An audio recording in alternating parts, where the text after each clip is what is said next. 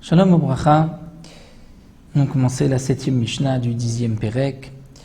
La Mishnah nous parle de celui à Omer Lechavero qui dit à son prochain Gezalticha, je t'ai volé de l'argent, donc je dois te rendre ce que je t'ai volé. Ou Hilvitani, tu m'as prêté de l'argent. Ou bien Ifkad Taitzli, tu as laissé chez moi en dépôt de l'argent ou un objet.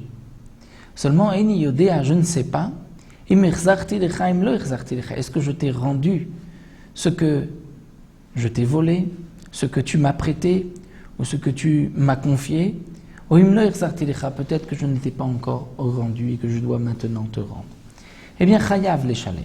Il est obligé de payer, de rendre maintenant ce qu'il a volé, ce qu'il a emprunté, ou ce que on lui avait confié. Et comme nous l'explique le Barthénora, c'est lorsque son ami lui dit « Oui, effectivement, tu m'as volé ». Le premier, lui-même, le propriétaire de l'argent, réclame, dit « Tu m'as volé de l'argent ». Il a ce qu'on appelle une ta'ana bari, c'est-à-dire « Je suis sûr, bari, que tu m'as volé de l'argent ». Et l'autre lui répond « Oui, je t'ai volé de l'argent, mais je ne sais pas si je t'ai rendu cet argent ». Dans ce cas-là, il devra lui rendre l'argent. Mais si le propriétaire dit « Peut-être que tu m'as volé de l'argent, peut-être que tu m'as emprunté de l'argent », et l'autre lui répond « Oui, je t'ai volé ou je t'ai emprunté de l'argent, mais je ne sais pas, peut-être que je t'ai rendu cet argent », dans ce cas-là, il n'est pas tour, il n'est pas obligé de payer. Bidé Shamaïm, et pour s'acquitter du ciel, il se devra malgré tout de payer. Mais le Beddin ne peut pas l'obliger à payer.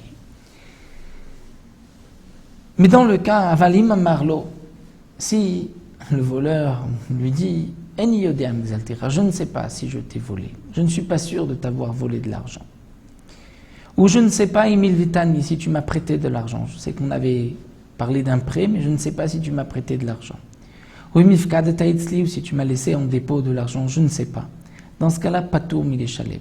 Il est dispensé de payer. Étant donné qu'il ne se rappelle pas, il ne sait pas.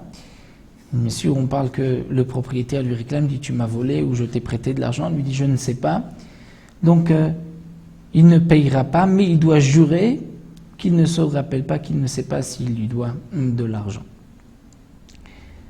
Puisque même dans le cas où un homme réclame de l'argent, il lui dit « Tu me dois de l'argent », l'autre dit « Non, je ne te dois rien ». Il doit quand même jurer qu'il ne doit rien. Donc là où il a un doute, il doit au moins jurer qu'il ne lui doit pas d'argent. On poursuivra avec la Mishnah 8.